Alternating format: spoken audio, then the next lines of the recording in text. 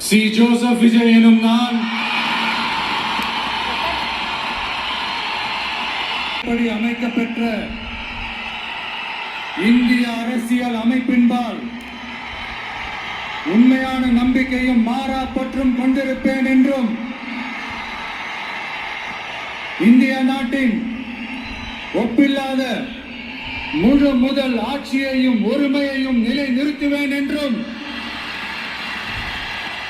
தமிழ்நாட்டு அரசின் முதலமைச்சராக உண்மையாகவும் உளச்சான்றின்படியும் என் கடமைகளை நிறைவேற்றுவேன் என்றும் அரசியல் அமைப்பிற்கும் சட்டத்திற்கும் இணங்க